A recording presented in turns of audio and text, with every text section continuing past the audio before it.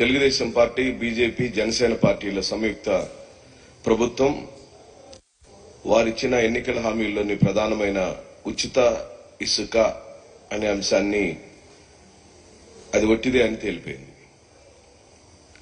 తూచి అవన్నీ ఏం లేవు, మీరు కట్టాల్సినవి అన్ని కూడా రీచ్లో కట్టాలని మళ్ళీ ఒక కొత్త జీవోని మన ముందుకు తెచ్చారు. మేనిఫెస్టోలో పెట్టిన హామీలకు తూట్లు పొడవటం ఇదేం కొత్త కాదు. టీడీపీ కూటమి ఆధ్వర్యంలోని ప్రభుత్వం ఆ ఎన్నికల మేనిఫెస్టోలో హామీలన్నింటినీ తూట్లు పొడుచుకుంటూ ముందుకెళ్తుంది. ఉచితంగా ఇస్తానన్న చంద్రబాబు నాయుడు గారు మరోసారి ప్రజలందరినీ బోల్తా కొట్టించాడు. ఇసుక ఉచితంగా ఇవ్వకపోగా స్టాక్ యార్డుల వద్ద దారుణమైన రేట్లతో ఇసుకను విక్రయిస్తున్నట్టుగా అఫీషియల్ గా ప్రకటించేశారు.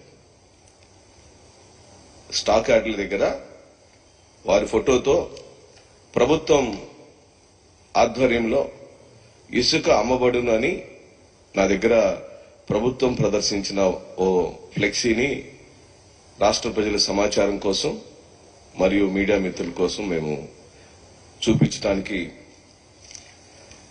చేస్తూ నూతన ఉచిత ఇసుక విధానం 2024 సామాన్యులకు అందుబాటులో ఇసుక నర్సీపట్నం గబ్బాడ ఇసుక డిపోలో 1225 రూపాయలకు అమ్ముతున్నట్లుగా ప్రకటించారు. ఇప్పుడు దీన్ని ఉచితం అందామా? చంద్రబాబు నాయుడు గారు ఉచితంగా ఇస్తానన్న హామీ ఏమైంది? ఎందుకు మీరు నెల రోజుల్లోనే ఈ కప్పగంతులు వేస్తున్నారు? కారణం ఏంటో ఈ రాష్ట్ర ప్రజలకు చెప్పమని ఈ సందర్భంగా నేను వైఎస్ఆర్ కాంగ్రెస్ పార్టీ తరఫున మీ అందరి ద్వారా డిమాండ్ చేస్తూ, వైఎస్ఆర్సీపీ ప్రభుత్వంలో ప్రజలు చెల్లించిన ధర నేరుగా ప్రభుత్వ ఖజానాకి సుమారుగా 750 కోట్ల రూపాయల ఆదాయం వచ్చింది.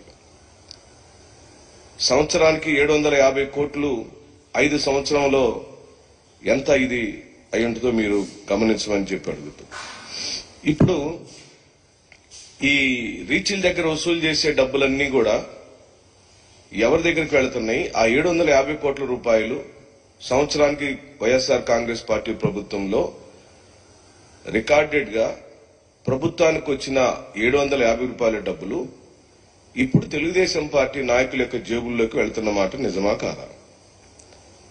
ఇసుక విషయంలో చంద్రబాబు చేసినట్లుగా మోసాలను ఎవరు చేయలేరు. గత ప్రభుత్వంలో 2014-19 కాలంలో వాళ్ళు చేసిన ప్రతి వైలేషన్, ఇసుక తవ్వకాల విషయంలో గాని, అనేకమైన జీవోలు రిలీజ్ చేయడంలో గాని హైకోర్టు తప్పుపట్టింది, గ్రీన్ ట్రిబ్యునల్ తప్పుపట్టింది. 2019లో ప్రజల యొక్క తీర్పును కూడా తెలుగుదేశం పార్టీ ఎదుర్కొంది. అయినా కూడా ఇప్పుడు మళ్లీ అదే పాలసీ, అంటే 2014-19 కాలంలో ఎలాంటి పాలసీని తెలుగుదేశం పార్టీ అధికారంలో ఉండినప్పుడు ఆ రోజు చేసిన పాలసీనే ఇప్పుడు మళ్లీ ఉచితం పేరుతో తీసుకొచ్చారు. ఉదాహరణకు చంద్రబాబు నాయుడు ప్రభుత్వం కొన్ని డిపోల్లో ప్రకటించిన రేట్లను పరిశీలిద్దాం. అనకాపల్లి జిల్లా నర్సీపట్నంలో డిపో దగ్గర ఈ ప్రభుత్వం 1225 రూపాయలకు ఇసుకను అమ్ముతున్న మాట నిజమా కాదా? విశాఖపట్నంలో ఉన్న అంగనంపూడి డిపో వద్ద టన్ను ఇసుకకు 1394 రూపాయలతో అమ్ముతున్న మాట నిజమా కాదా? అదే ఇదే రేట్లతో దాదాపుగా ఇప్పుడు తెలుగుదేశం పార్టీ ఏ రేట్లతో అయితే, ఎన్డీఏ కూటమి ఏ రేట్లతో అయితే ఫ్లెక్సీలు వేసి రీచ్ల దగ్గర పెట్టారో, జగన్మోహన్ రెడ్డి గారి ప్రభుత్వం కూడా అదే రేట్లతో అమ్మితే తద్వారా ప్రభుత్వానికి 750 కోట్ల రూపాయల డబ్బులు ఖజానాకు వచ్చినాయి.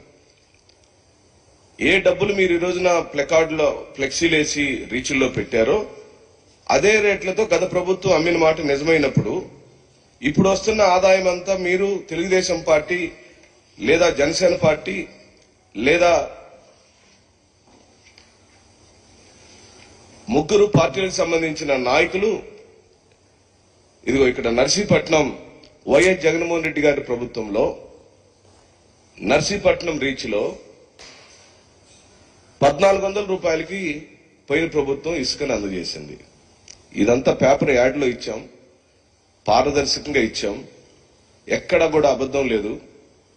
ఏ రీచ్లో ఎంత రేట్లకు ఇసుక అందుబాటులో ఉందనే విషయాన్ని స్పష్టంగా మా ప్రభుత్వం, జగన్మోహన్ రెడ్డి గారి యొక్క ప్రభుత్వం 2019 నుంచి 24 కాలంలో స్పష్టంగా